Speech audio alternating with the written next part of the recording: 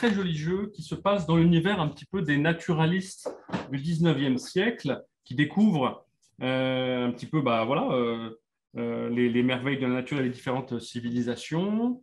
Et il va falloir aller dénicher un trésor dans une des îles du Pacifique, avec des missions différentes qui sont présentées dans le livret assez imposant, alors même s'il n'y a plus rien.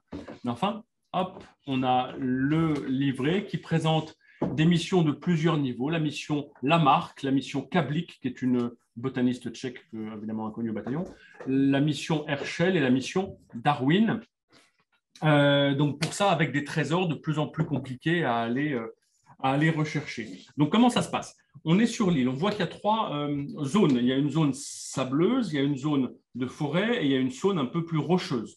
Au départ, chacun à son tour va devoir choisir un outil pour creuser une zone. Si c'est le râteau, c'est le sable. Si c'est la pioche, je vais les rapprocher un peu de la caméra. Ou alors, si c'est la pelle, c'est la forêt. Quick.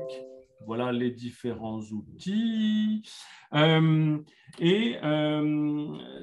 Cet outil, il peut l'utiliser en fonction de ce qui a marqué sur le bateau. Là, il y a x2, il peut utiliser 2 fois ou 3 fois ou alors une seule fois. Pour aller donc rechercher des trésors qui sont les 10 trésors, en l'occurrence de la mission Lamarck, c'est la mission la plus simple que j'ai choisie.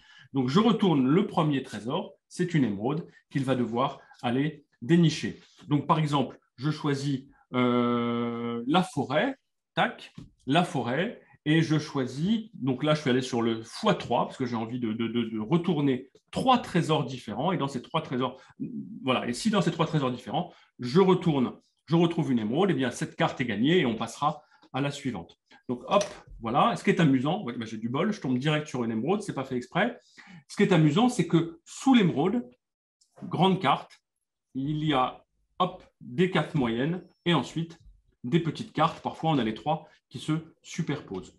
Donc, en fait, c'est un jeu de mémoire parce que si je n'étais pas tombé sur une émeraude, mais sur une coiffe de chef indien, je la repose et il faudra que je m'en souvienne pour une fois suivante. Ce qui est intéressant, c'est qu'on doit gérer ces outils qui sont utilisables pour un tour 1 fois, 2 fois ou 3 fois. Donc, on doit gérer ces outils ensemble.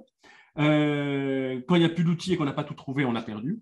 Et on doit se souvenir aussi un petit peu de ce qu'on a déjà retourné. Donc voilà, le jeu présente plusieurs formes de difficultés progressives dans un univers qui est inhabituel. Nous, il nous a vraiment bien plu. Les différents trésors qu'on découvre, donc là j'avais mon émeraude, eh bien, ils vont se mettre dans le cabinet de curiosité. Tac. Ce qui permet de savoir aussi et de se souvenir ce qui reste à trouver sur l'île.